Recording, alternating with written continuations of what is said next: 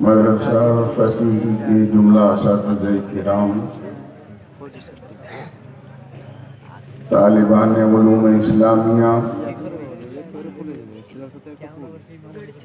سامعین کرام، خواتین اسلام، السلام علیکم ورحمۃ اللہ وبرکاتہ۔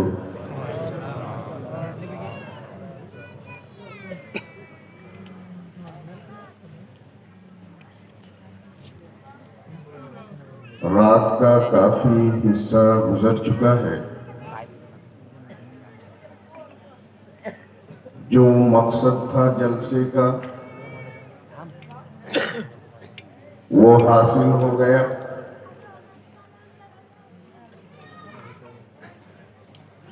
اب ایک آخری پروگرام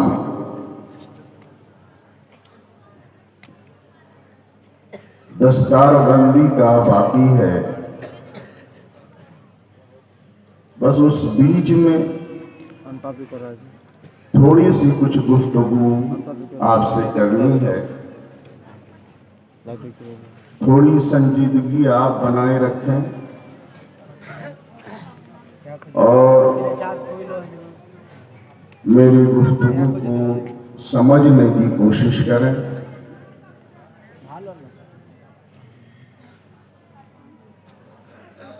آپ سب یقیناً اس وقت فصیحی فیض سے مستفیض ہو رہے ہیں۔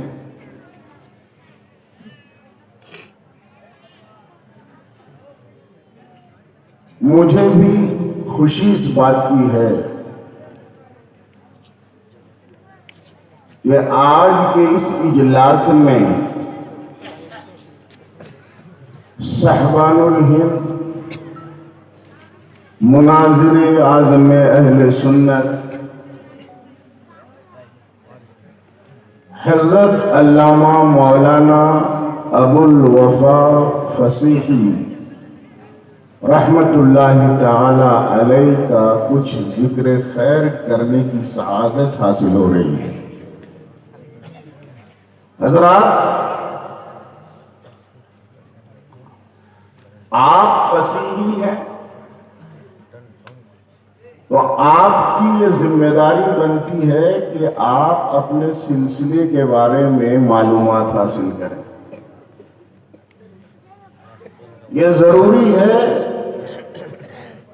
کہ آپ کا سلسلہ کیا ہے، سلسلے کا بانی کون ہے، اس میں کتنے اکابر بزرگان دین گزرے ہیں، یہ جاننا ضروری ہے۔ اس لیے کہ جو چیز جان کر حاصل ہوتی ہے، سمجھ کر حاصل ہوتی ہے، اس میں پائیداری ہوتی ہے۔ وہ چیز پائیدار ہوتی ہے، ٹیمپرری نہیں ہوتی۔ اور سن کر جو چیز آدمی کو معلوم ہوتی ہے وہ ذہن کے پردے سے عام طور پر ہٹ جایا کرتی ہے، اس میں استقرار نہیں ہوتا، اس میں دوام نہیں ہوتا۔ حضرات گرامی، شاید آپ کو معلوم ہوگا، نام آپ جانتے ہوں گے، مولانا ابو الوفا فصیحی نام پرچلت ہے، مشہور ہے، معروف ہے۔ لوگ عام طور پر یہ جانتے ہیں کہ مولانا ابو الوفا فصیحی صاحب ایک بہت اچھے خطیب تھے، اور مناظر کی جہاں تک بات ہے تو مناظرے بھی آپ نے کیے ہیں اور بہت سے مناظر ہوتے ہیں، لیکن ایک حقیقت میں آپ کو بتا دوں کہ حضرت مولانا ابو الوفا فصیحی رحمت اللہ تعالی علیہ جس شان کے خطیب تھے اسی شان کے جید عالم دین بھی تھے۔ آپ کے اندر اہل سنت و جماعت کا درد کوٹ کوٹ کر بھرا ہوا تھا۔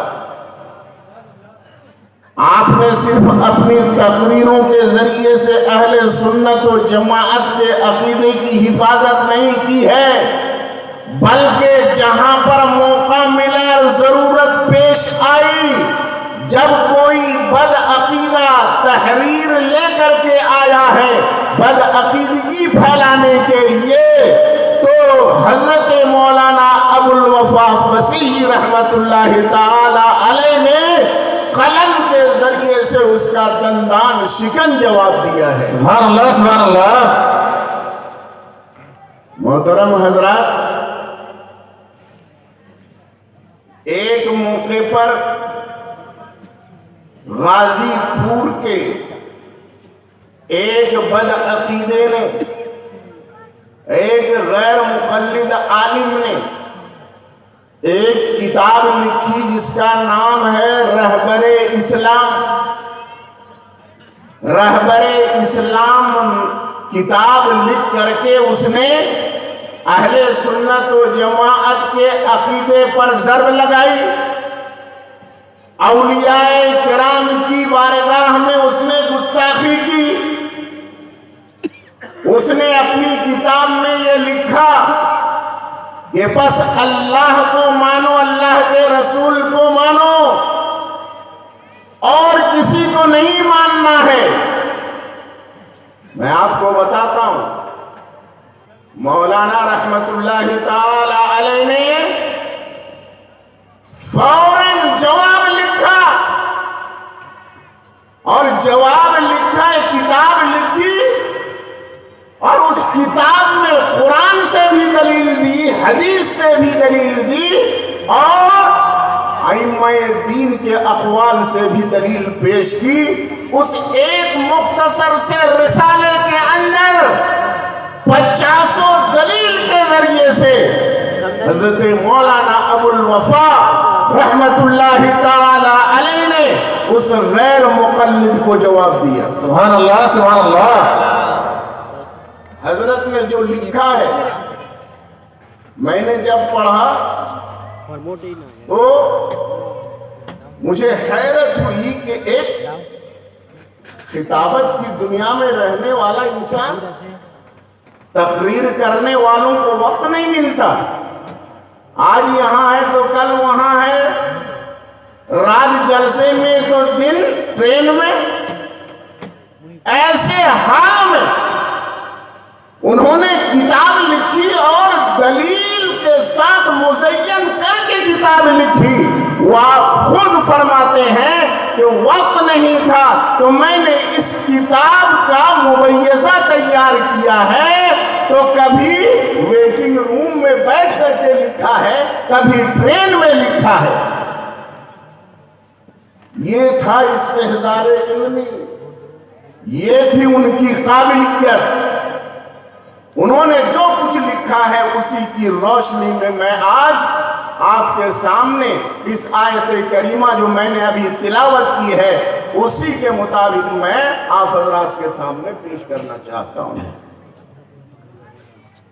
میں نے قرآن حکیم کی آیت کریمہ تلاوت کی ہے، یا ایھا الذین آمنوا اتقوا اللہ وکونوا مع الصادقین، اے ایمان والو اللہ سے ڈرو اور سچوں کے ساتھ ہو جاؤ۔ اللہ سے ڈرو اور سچوں کے ساتھ ہو جاؤ۔ یہاں پر میں آپ سے پوچھنا چاہتا ہوں، ایمان والوں سے کہا جا رہا ہے نا، اے ایمان والو اللہ سے ڈرو، مطلب یہ ہے کہ تقوی کا حکم دیا جائے گا تو ایمان والوں سے دیا جائے گا، ایمان والوں سے تقوی کا مطالبہ ہوگا، اور جس کے پاس ایمان نہیں ہے سب سے پہلے اس سے کہا جائے گا ایمان لاؤ۔ ایمان پھر اس کے بعد تقوی۔ تقوی کا کیا مطلب ہے؟ بولیے، کیا تقوی کا یہ مطلب ہے کہ جلسہ کرو اور نمازیں چھوڑ دو؟ تقوی کا یہ مطلب ہے کیا ماں باپ کی نافرمانی کرو اور بیوی کی بات پر چلو؟ کیا تقوی کا یہ مطلب ہے کہ والدین کی نافرمانی کرو؟ کیا تقوی کا یہ مطلب ہے پڑوسی کا حق مارو؟ کیا تقوی کا یہ مطلب ہے جھوٹ بولو؟ کیا تقوی کا یہی مطلب ہے کہ جوا کھیلو؟ کیا تقوی کا یہ مطلب ہے کہ غیبت کرو، چغل خوری کرو، حرام مال کھاؤ؟ ہرگز نہیں۔ تقوی کا کیا مطلب؟ تقوی کا مطلب یہ ہے کہ نماز فرض ہے تو نماز پڑھو، زکوٰۃ تو اگر مالک نصاب ہو تو زکوٰۃ دو، رمضان آئے تو رمضان کے روزے رکھو، صدقات کرو، خیرات کرو، ماں باپ کا کہنا مانو، بیوی کا حق ادا کرو، پڑوسی کا حق ادا کرو۔ مطلب کیا؟ ایک جملے میں جو اللہ تبارک و تعالیٰ نے حکم دیا ہے، اللہ کے رسول نے جس چیز کے کرنے کا حکم دیا ہے وہ کرو، اور جس سے اللہ اور اللہ کے رسول نے روکا ہے اس سے رک جاؤ۔ یہی ہے مطلب تقوی کا۔ جی، تو اب سوال یہ ہے، ایمان تو پہلے سے حاصل ہے، اس لیے کہ کہا جا رہا ہے اے ایمان والو تقوی حاصل کرو، متقی بن جاؤ۔ تو ایمان تو پہلے سے حاصل ہے، اب ہم نے فرائض کی پابندی کی، واجبات کی پابندی کی، ہم نے حرام کو چھوڑ دیا، حلال کو اختیار کیا۔ مطلب یہ ہے کہ ساری برائیوں سے ہم نے اپنے آپ کو باز رکھا، فرائض و واجبات کی پابندی کی، اور تمام حرام کاموں سے، مکروہ کاموں سے ہم نے اپنے آپ کو بچا لیا۔ تو ایمان تو پہلے سے حاصل تھا، اب تقوی بھی حاصل ہو گیا، اب ہم متقی ہو گئے۔ ایمان حاصل تھا، تقوی حاصل ہو گیا، بندہ متقی بن گیا، تو نجات کا دار و مدار تو ایمان اور تقوی پر ہے۔ نجات کا دار و مدار ایمان اور تقوی پر ہے۔ جب کامیاب ہونا ہے، مومن کامیاب ہوگا تو ایمان اور تقوی کے ساتھ۔ تو جب ہمیں ایمان پہلے سے حاصل تھا، تقوی ہم نے حاصل کر لیا، تو اب تو نجات مل جانی چاہیے نا، اب کسی چیز کی ضرورت نہیں ہونی چاہیے۔ لیکن اللہ فرماتا ہے اے ایمان والو تقوی حاصل کرو اور سچوں کے ساتھ رہو۔ یہ سچوں کے ساتھ رہنے کی کیا ضرورت؟ توجہ دیجیے گا، سچوں کے ساتھ رہنے کی کیا ضرورت؟ ایمان تو پہلے سے حاصل ہے، ہم کو تقوی حاصل ہو گیا، تو اب تو نجات ہو جانی چاہیے، کامیابی ہم کو مل جانی چاہیے۔ لیکن اللہ تبارک و تعالیٰ نے فرمایا نہیں، سچوں کے ساتھ رہو، سچوں کی صحبت اختیار کرو۔ تو میرے دوست اور بزرگوں، اس میں نکتہ یہ ہے کہ ایمان تمام دولتوں میں سب سے عظیم دولت، سب سے بڑی دولت ہے ایمان اور پرہیزگاری۔ تقوی، ایمان اور عمل صالح سب سے بڑی دولت۔ تو ایمان ہمارے پاس حاصل، دولت، ایمان کی دولت ہمارے پاس، تقوی کی دولت ہمارے پاس۔ اب جب دولت آدمی کے پاس ہوتی ہے تو دولت کی حفاظت ضروری ہوتی ہے کہ نہیں؟ دولت خالی حاصل کر لینا کافی نہیں ہے، دولت کو بچانا ضروری ہے، دولت کی حفاظت ضروری ہے۔ میرے دوست اور بزرگوں، ہم نے مال کمایا اور مال کمانے کے بعد ہم نے اسے ضائع کر دیا، برباد کر دیا، تو لاکھوں اور کروڑوں کمانے کا کیا فائدہ؟ جب دولت ضائع ہو گئی، برباد ہو گئی، تو کوئی فائدہ نہیں ہے۔ تو دولت کی حفاظت کرنا یہ اصل ہے۔ اب آپ بتائیے، ایمان جب دولت ہے، عمل دولت ہے، اس کی حفاظت ضروری ہے کہ نہیں؟ اس کو بچانا ضروری ہے کہ نہیں؟ تو آپ کیسے بچاؤ گے؟ ارے مال کمایا، روپیہ پیسہ کمایا، اس کی حفاظت کے لیے آپ نے لاکر بنوایا، الماری بنوائی، بکسا بنوایا، آپ نے الماری میں رکھا، لاکر میں رکھا، بینک میں رکھا، دولت کی حفاظت ہو جائے، تاکہ دولت بچ جائے، دولت کی حفاظت ہو جائے۔ مجھے ذرا بتاؤ، ایمان اتنی بڑی دولت، اتنی بڑی دولت کہ سب دولت ختم ہو جائے گی، لیکن ایمان ایسی دولت ہے کہ اگر یہ ساتھ جائے تو قبر میں بھی ساتھ ہے، حشر میں بھی ساتھ ہے، نشر میں بھی ساتھ ہے، حساب کتاب کے وقت ساتھ ہے۔ ارے حد یہ ہے کہ ایمان کو اگر تم نے بچا کے رکھا، اس کی حفاظت کی، ایمان کے ساتھ دنیا سے گئے، تو حد یہ ہے کہ ہر جگہ ایمان رہے گا تمہارے ساتھ، حتیٰ کہ اگر تم اپنے گناہوں کی وجہ سے جہنم میں جاؤ گے تو ایمان بھی ساتھ ساتھ جائے گا۔ جی ایمان چھوڑے گا نہیں۔ کیوں نہیں چھوڑے گا؟ کہ جب ایمان جائے گا نہیں ساتھ ساتھ تو جہنم کی آگ سے باہر نکالے گا کون؟ جہنم سے نکالے گا کون؟ یہی ایمان ہی تو نکالے گا نا۔ ارے حدیث پاک میں آیا، ایک بندہ، گنہگار بندہ، گناہوں میں ڈوبا ہوا بندہ، حکم ہوگا اسے جہنم میں داخل کر دیا جائے، وہ جہنم میں جلے گا۔ حدیث پاک میں آیا کہ وہ جل کر کوئلے کی طرح ہو جائے گا، پھر حکم ہوگا اسے نکالا جائے اور اسے آب حیات میں ڈالا جائے۔ جیسے ہی اسے آب حیات میں ڈالا جائے گا، گوشت لگنے لگیں گے، ڈھانچہ سب پھر دوبارہ بن جائے گا اور اسے جنت میں داخل کیا جائے گا۔ اب وہ جنت میں ہمیشہ ہمیش کے لیے رہے گا۔ تو نکالا کس نے؟ جہنم سے نکالا ایمان نے، اس لیے کہ ایمان نور ہے۔ نور جسم کو آگ جلا سکتی ہے لیکن نور کو نہیں جلا سکتی۔ سبحان اللہ، سبحان اللہ۔ اس لیے ایمان بچا رہے گا۔ تو میرے دوستو، کہنے کا مطلب یہ ہے، یہ بچائے گا کب؟ جب ہم اسے بچائیں گے نا، جب ہم اس کی حفاظت کریں گے، جب ایمان کے ساتھ دنیا سے جائیں گے۔ اب آپ بتائیے ایمان کو بچائیں گے کیسے؟ کیا الماری میں بند کر کے؟ کیا تجوری میں بند کر کے؟ کیا لاکر بنا کر کے؟ ہے کوئی حفاظت کا سامان؟ آپ نے کوئی سامان حفاظت کے لیے بنایا ہے؟ کیا آپ بنا سکتے ہیں کوئی سامان حفاظت کے لیے؟ اللہ نے ایمان دیا ہے تو اس کی حفاظت کا سامان بھی اللہ نے پیدا کیا ہے۔ بندہ اس کی حفاظت کا سامان پیدا نہیں کر سکتا، اللہ نے اس کی حفاظت کا سامان دیا ہے۔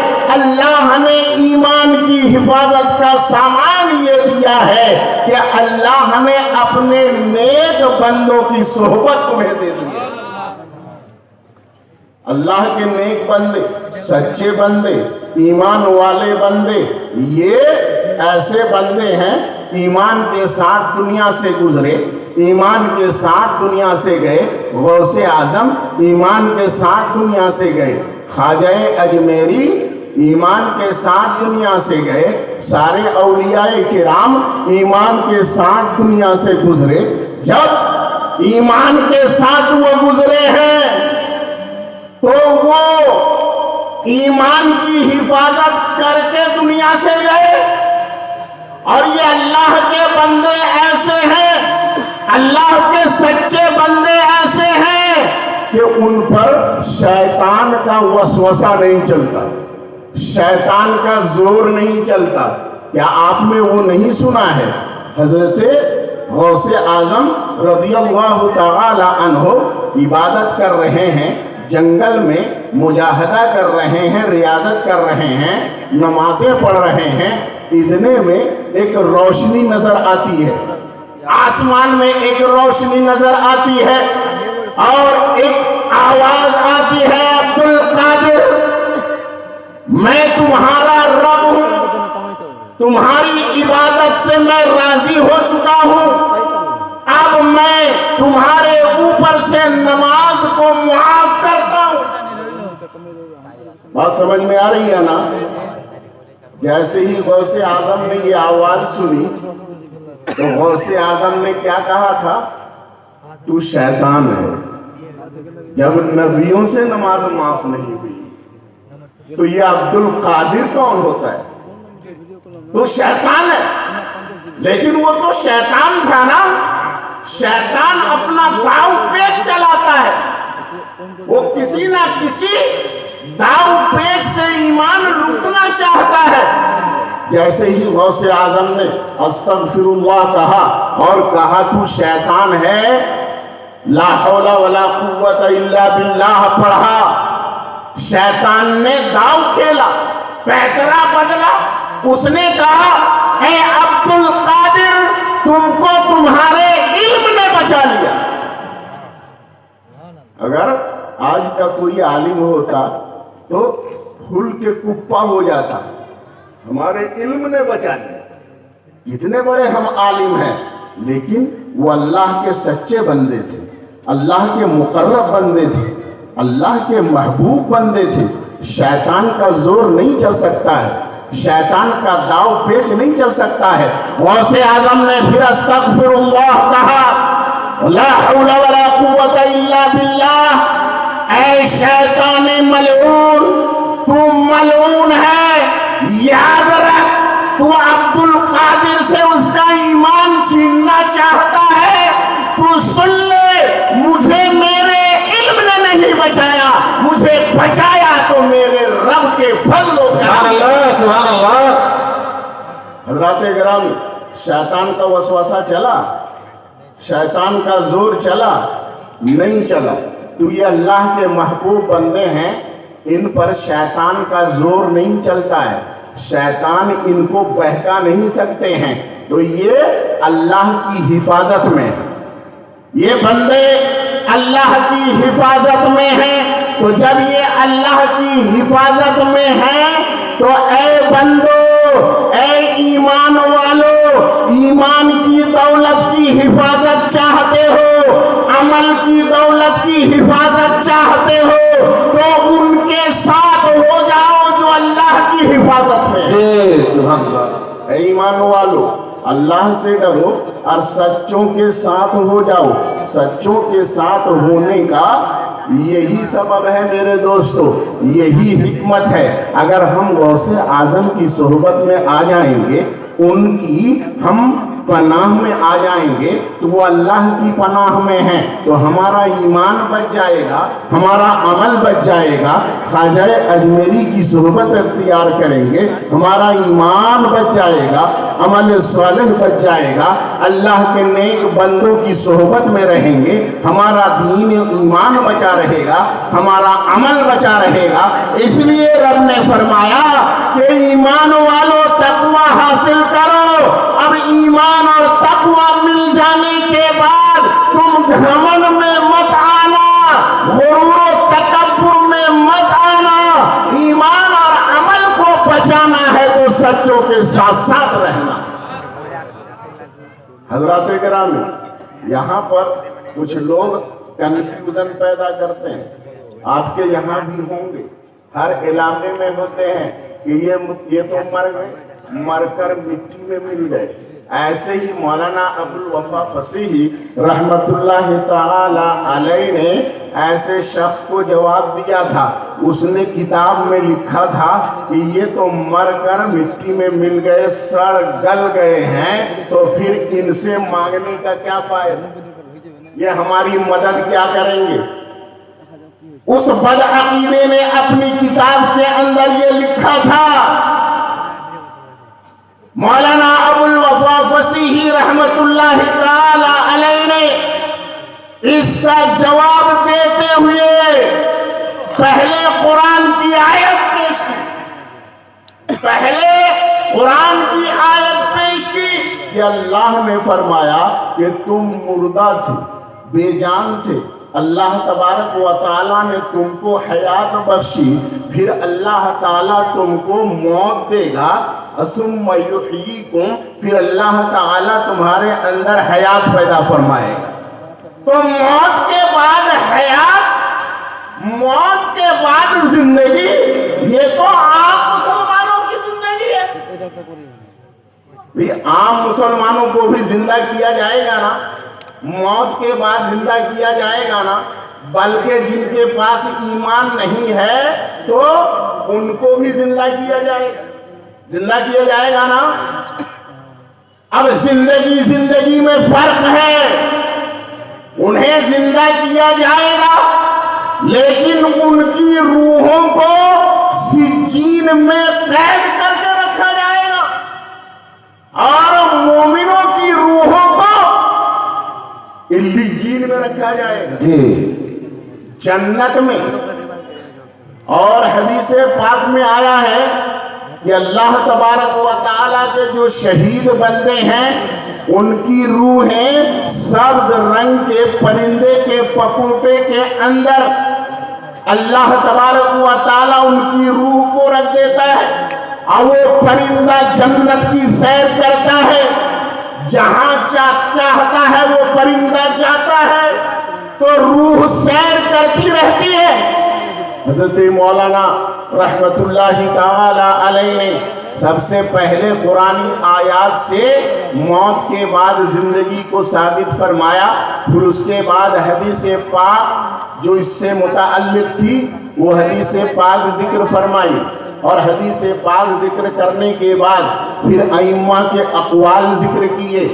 شیخ عبدالحق محدث دہلوی رحمت اللہ تعالی علیہ کا ارشاد نقل فرمایا کہ شیخ عبدالحق محدث دہلوی ارشاد فرماتے ہیں، میں یستمد بہ فی حیاتہ یستمد بہ بعد موتہ۔ سبحان اللہ۔ جس سے زندگی میں آپ مدد لیتے تھے، بھئی ولی کی بارگاہ میں پہنچتے تھے، اللہ کے نیک بندوں کی بارگاہ میں پہنچتے تھے، وہ قرآن کی آیتیں پڑھ کر دم کرتے تھے، آپ کو شفا مل جاتی تھی، آپ ان سے مدد لیتے تھے۔ تو فرماتے ہیں شیخ عبدالحق محدث دہلوی رحمت اللہ تعالی علیہ کہ جن سے آپ دنیا میں مدد لیتے تھے، موت کے بعد بھی ان سے مدد لی جا سکتی ہے۔ کیوں؟ میں ایک لاجیکل پوائنٹ آپ کو دے رہا ہوں۔ امام غزالی رحمت اللہ تعالی علیہ نے جو ارشاد فرمایا ہے اس کو حضرت مولانا ابو الوفا فصیحی رحمت اللہ تعالی علیہ نے اپنی کتاب میں نقل فرمایا ہے۔ اس کا مفہوم میں بتاتا ہوں کہ یہ جو روح ہے نا، موت کس کو آتی ہے؟ ذرا بولیے، کس کو؟ روح مرتی ہے، روح فنا ہوتی ہے، مرتی ہے، موت روح کو آتی ہے؟ نہیں۔ موت کا کیا مطلب؟ آپ کی باڈی سے آپ کی روح الگ ہو گئی، یہی موت ہے۔ جسم سے روح نکل گئی، یہ موت ہے۔ یہاں ایک نقطہ ہے، جسم اور روح کا جب تک ملاپ رہا، جسم اور روح کا جب تک اتحاد رہا تو زندگی رہی، اور جیسے ہی جسم سے روح کا اختلاف ہو گیا، روح جسم سے جدا ہو گئی، تو اب موت آ گئی۔ موت آ گئی۔ سبق کیا ملا؟ اتحاد میں زندگی ہے اور اختلاف میں موت ہے۔ اتحاد کا نام زندگی ہے، اختلاف کا نام موت ہے۔ جسم سے روح نکلی، موت آ گئی۔ کہتے ہیں آدمی مر گیا، روح الگ ہوئی، روح جسم سے جدا ہوئی ہے۔ روح کے لیے فنا نہیں ہے۔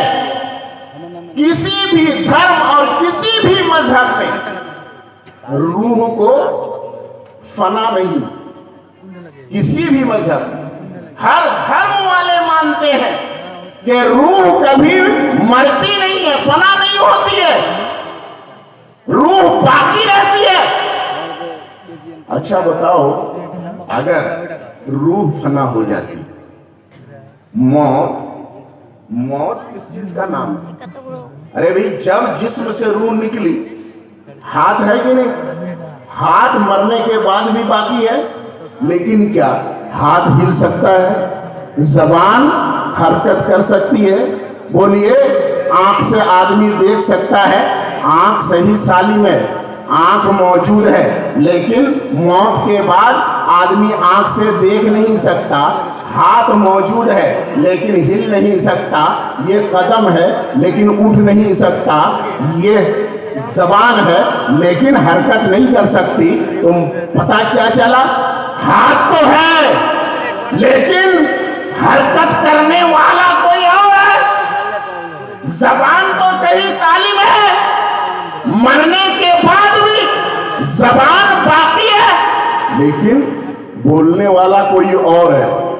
आंख सही सालिम है, आंख मौजूद है मौत के बाद, लेकिन आंख देखती नहीं है, देखने वाला कोई और है। तवज्जो दीजिएगा, अगर आंख देखती है तो मौत के बाद क्यों नहीं देखती?